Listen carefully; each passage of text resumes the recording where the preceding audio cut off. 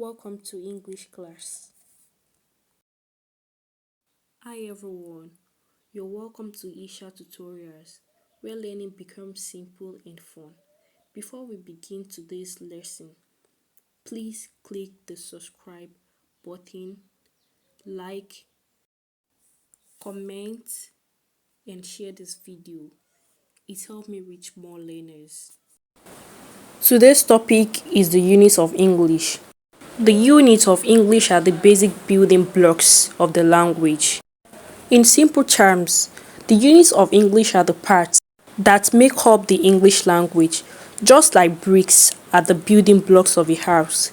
These units, like morphemes, words, phrase, etc., are the building blocks of English. The purpose of this topic is to teach outstanding features of the English language structure. This means learning about the units of English will help us see how the structure of English works, how words and sentences are formed properly. We are learning this so we can understand how English is built and used correctly.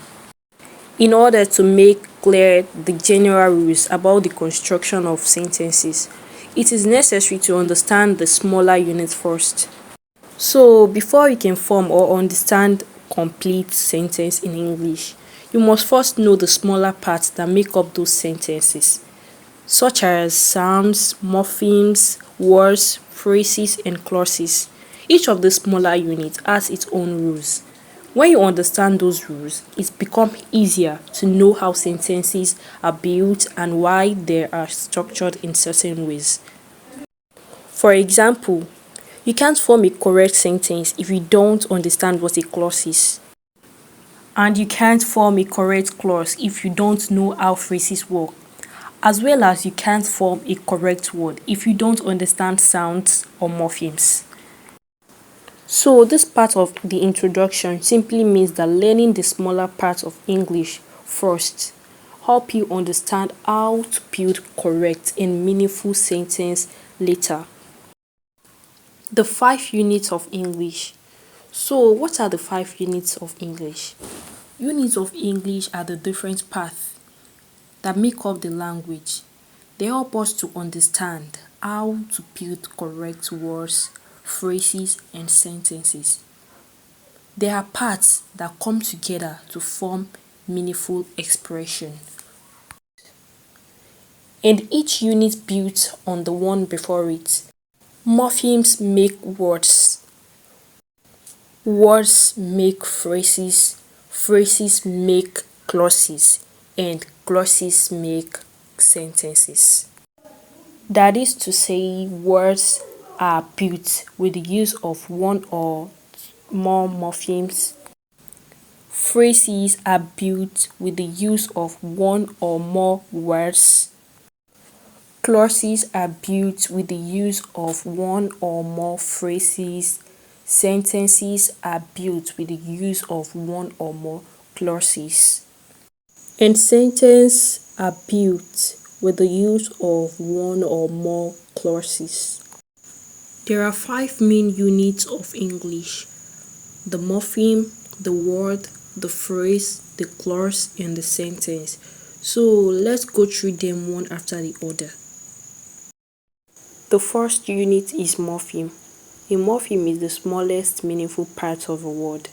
It is the smallest piece of language that carries meaning.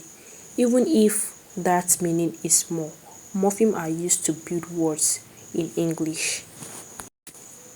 For example, let's look at the word teacher. The word teacher has 2 morphemes. The first morpheme is teach, and this shows the action. And the second morpheme is and this means a person who does something. Together it becomes teacher. Teach plus meaning teacher. It means a person who teaches. So another example is girls. Girl means a female child. X means more than one, which is plural together. Girl plus X equals to girls, meaning more than one girl. So this example shows how one or more morphemes are used to build words. And each part, girl and the S, add its own meaning. Each part add its own meaning. And please note this, a morpheme is not always a whole word. Like example, teach, which is a whole word. Some morphemes like S or ER cannot stand alone, but they are still morpheme. Another one is that every word in English is made up of one or more morphemes. Example, car is a one morpheme, just a single morpheme. Cars, two morpheme. Contain, one morpheme. Contains, two morpheme. Container, three morpheme. There are two basic types of morphemes, free morphemes and bound morphemes. Free morphemes are also called roots or basics. They are words that can stand alone on their own and still have meaning. Examples are tap, go, wait, out, stop, and lip. Each of these words makes sense by itself. That's why we call them free morpheme. It does not need to be attached to any other part of a word to make sense. Free morphemes are called free because they are independent. They can exist on their own and function as words in a sentence. For example, in the sentence, they go home. The word go is also a free morpheme because it stands alone and makes sense on its own. There are two types of free morphemes. We have lexical free morpheme. These are content words that carry meaning. Examples are men, run, cheer, good, love, sing, and others. Another one is the second type of free morpheme we have is functional or grammatical free morphemes. These are words that have grammatical functions in sentences, like linking or showing relationship. They are like adjoining words. Examples are in, on, at, of, and, but, the, a. It's kind of similar to a conjunction, a joining word. The second type of morpheme is bound morphemes. Bound morphemes, on the other hand, cannot stand alone. They must be attached to a free morpheme, either at the beginning or at the end. We call them bound because they are tied or joined to other morphemes. They can't be used by themselves. For example, in the word teacher, teach is a free morpheme. Is a bound morpheme. The bound morpheme, the has to depend on the free morpheme to function as a morpheme or as a word. So, a bound morpheme is also a morpheme, but it only depends on a free morpheme to has its own function, to function as a word. Note these characteristics of bound morphemes. 1. They cannot stand alone. They need to be attached to a free morpheme. 2. They help change the meaning or function of a word. Example, help to helpless. The bound morpheme less has changed the core meaning, the free morpheme help to helpless. It has already changed the grammatical function to helpless. Another meaning. Another one is happy to unhappy. Adding the on to the happy change the meaning. So it functions as another word in that way. 3. They always combine with roots or basics to form a new word or change the tense, number, or meaning. Example, play which is a free morpheme, plus ed, which is a bound morpheme.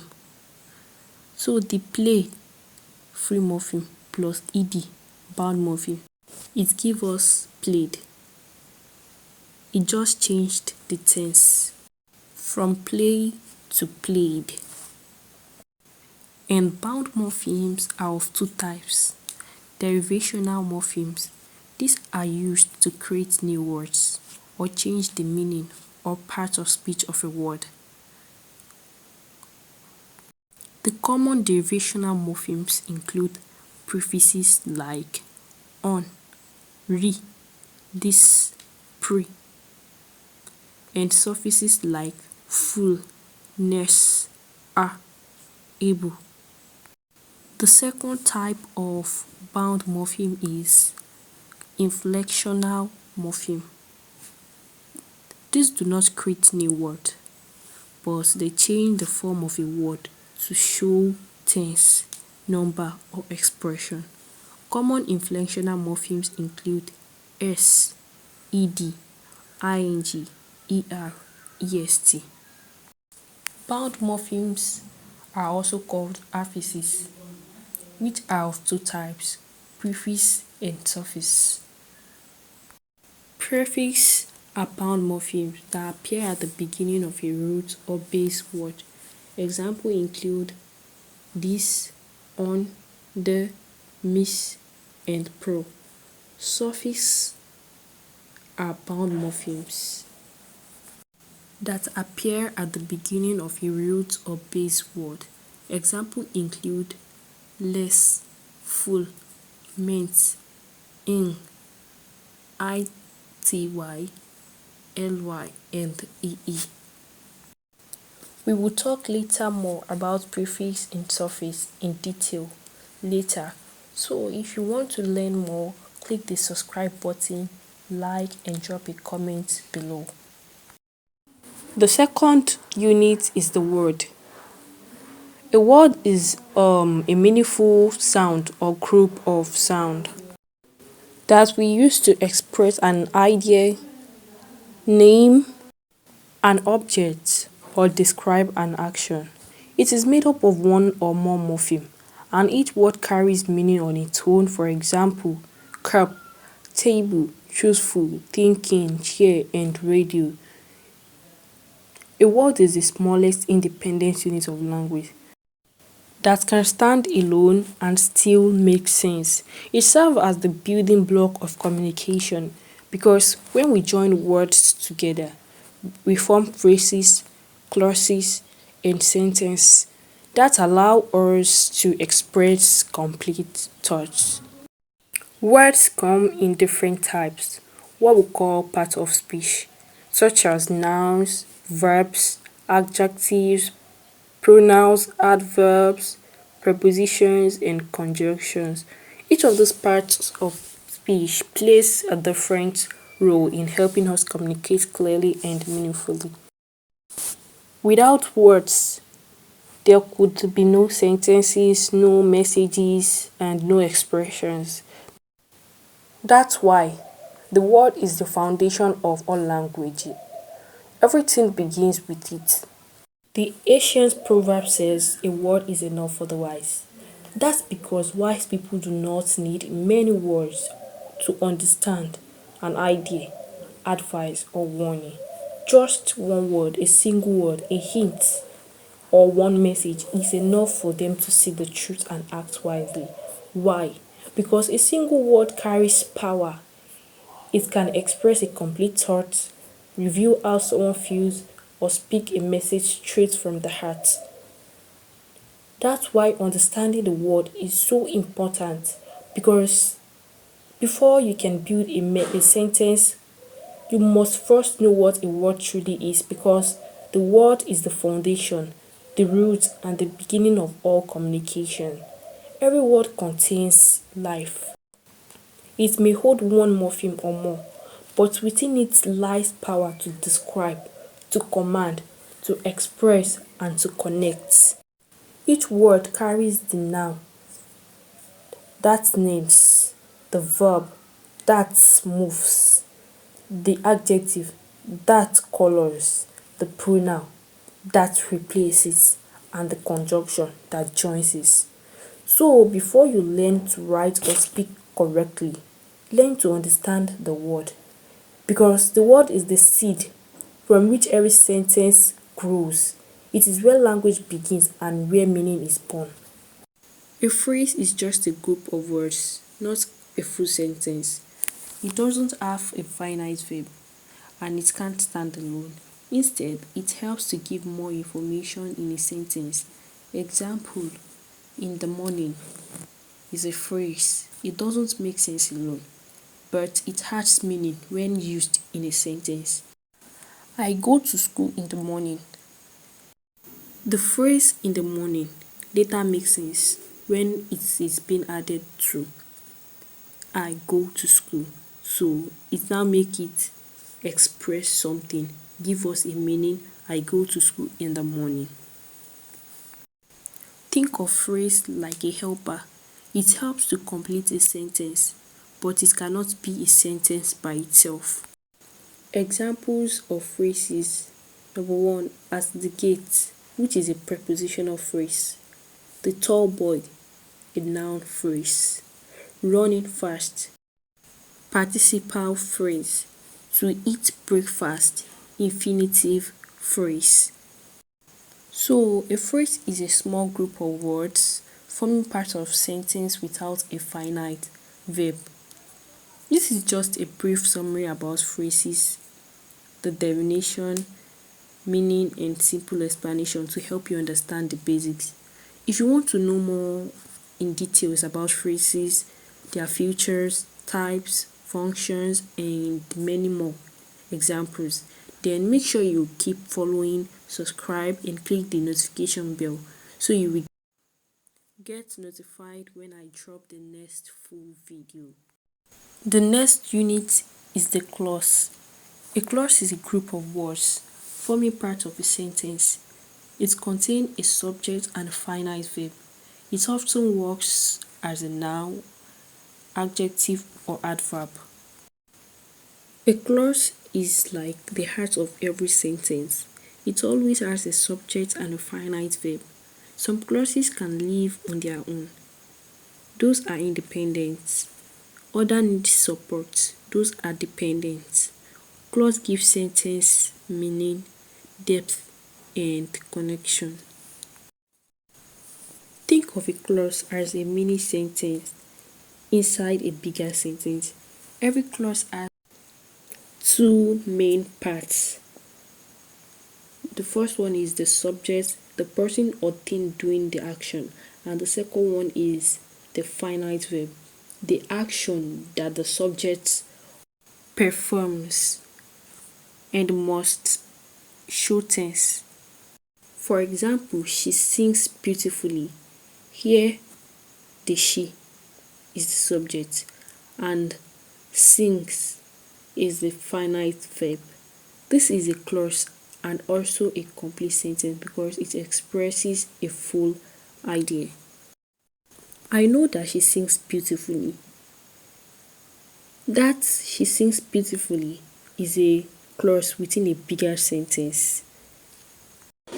A finite verb is a verb that shows tense, is either past, present, or future, and agrees with the subject of the sentence. That's just like the concord. It is the main verb that tells us when the action happened and who did it. For example, she goes to church every day. Goes is a finite verb because it shows present tense. The clause will be dealt with in another video. This is just a brief summary about the clause, the definition, meaning, and a simple explanation to help to understand on this particular topic of the unit of the language.